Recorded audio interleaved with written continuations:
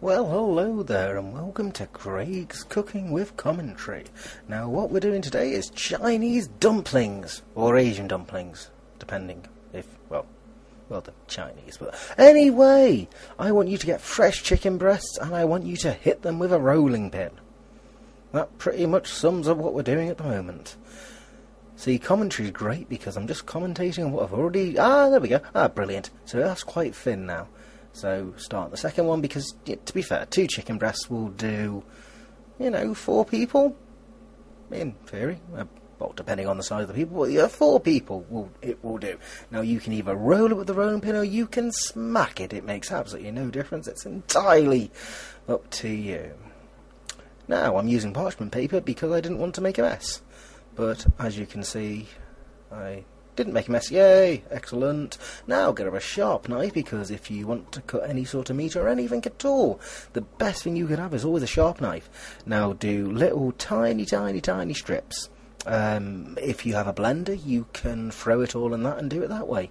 It makes no difference apart from the fact I wanted a tiny bit of bite and, a bit of pull and stuff, because if it's all mush chicken, it's, it's going to melt in your mouth either way, but, there's a little bit of something to put you. Yes, I've done that quite quickly. Excellent. So once you've minced that up, just showing you there how it looks minced. Excellent. Good, Craig. There we go. Yep, just finishing off, and as you can see, yep, we know where we are now. Excellent. We're still cutting chicken up. Brilliant. Right. The thing I love about film editing is cuts. Cuts are brilliant, and I've only realised now is, do you know that card which snaps together? That's to give you time when you're editing a video to know when to clearing up now, to know when to stop it, because I have no idea without that. Excellent. So now you've got your chicken all done. That looks nice. And disinfect your workspace because chicken can cross-contaminate and... right, brilliantly, we've got lemongrass. Right, cut off the ends. The woody end.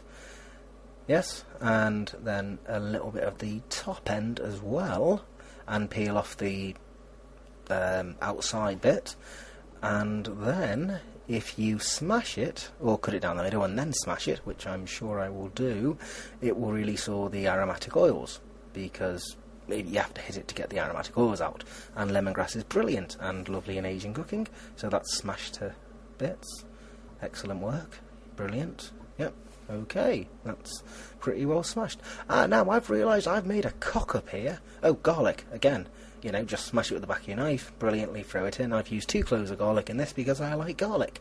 Now, my cock-up here was, I was marinating the meat, so that's why it's fairly big slices. Now, in hindsight, if I'd have realised, if you're just marinating the full chicken breasts, then fair enough, do what I'm doing now, and just chuck it all in. And, that's brilliant. But I kind of cocked up. Ginger, add ginger. That's brilliant. Shave off the outside of the ginger. I've just cut it off I've just cut it off on the side, as you can see, and then cut it into wedges or chunks or whatever. It's only to season, or it was. And this is where I've cocked up and realised I've got a blender, and blenders are brilliant. When I get there. There we go, blender, brilliant. So throw everything in your blender. Excellent. And make a nice paste out of everything, because I cocked up there really. But this, same effect, still works. It's marinating within the meat, and it's probably a bit more potent because it's, with it. So throw that into a marinating box, or Tupperware box, or jug, or jar, or, anything really you want to throw something in to marinate. There we go. Now mix that up lovely. Excellent. That's pretty... there we go. Right, now, I've added a bit of thyme to this. Not really something you find in Asian cuisine, but thyme does go well with chicken. And lemongrass. In theory, I hope. There's a bit of soy sauce. Dark soy sauce, of course, for marinating, for a lovely colour. And I'm also adding a bit of sesame seed oil. Because, it's not going to need to cook in the oil, but it's going to have a really nice flavour. And that's cracked black pepper, because pepper, brilliant. I'm not going to add any salt because soy sauce is full of salt. so there's no need. So seal that bad boy up and throw it in the fridge for 4 hours. Now, while you're waiting for that to marinate, drink, because why the hell not? Also in this time, try and learn telekinesis, because, well, it's a good skill to know. Well done there, Craig. Well done. Ah, right, here we go. Right, now this is for the pastry dough, for the dumplings. Anyway, add warm water to plain flour. That's 140 grams of plain flour and about 125 millilitres of hot water or warm water.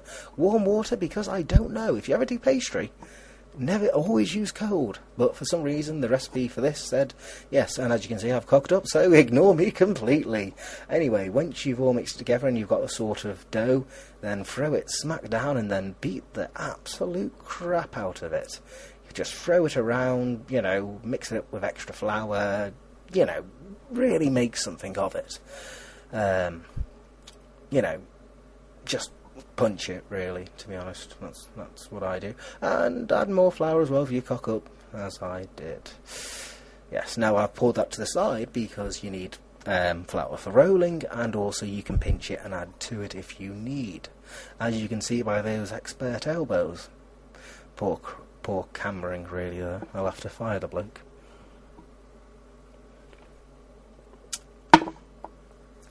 Now, once you've finished masturbating your dough, roll it with a rolling pin.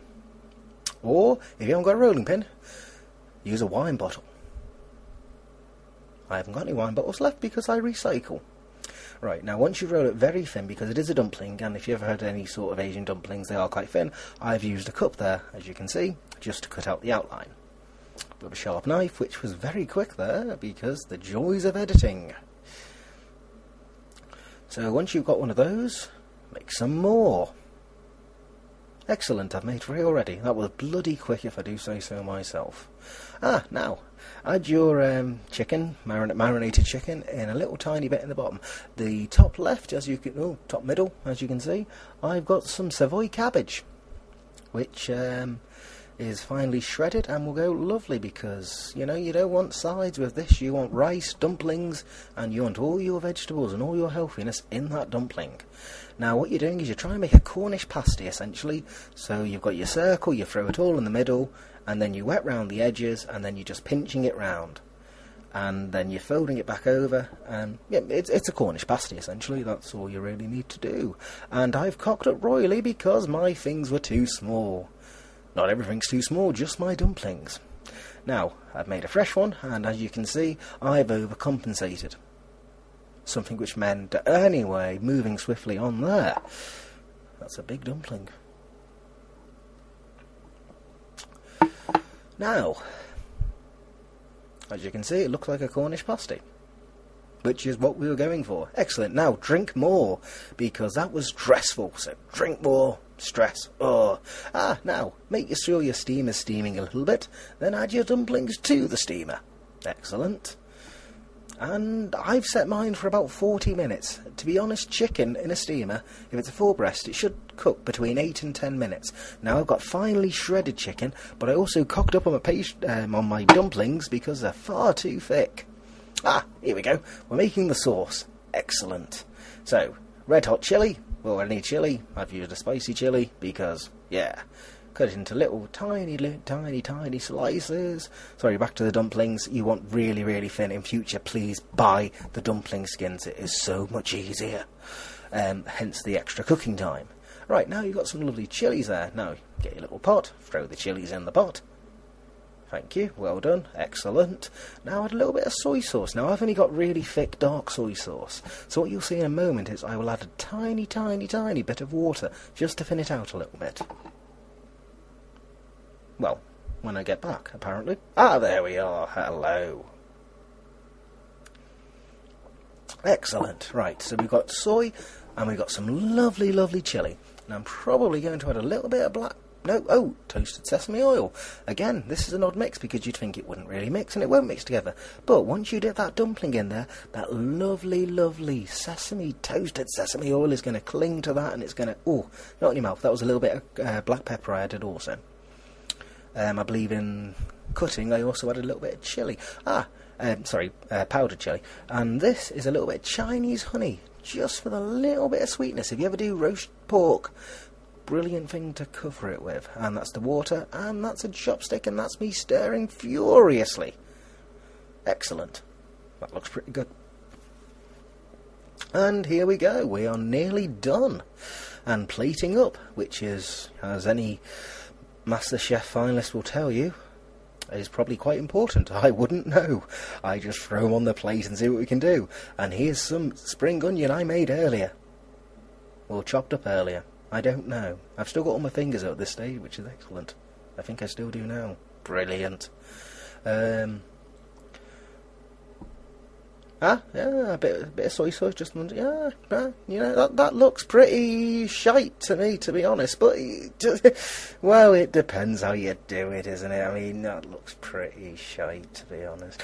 No. See, world of difference, absolute world of difference. See, yep, as you can tell, absolutely gorgeous.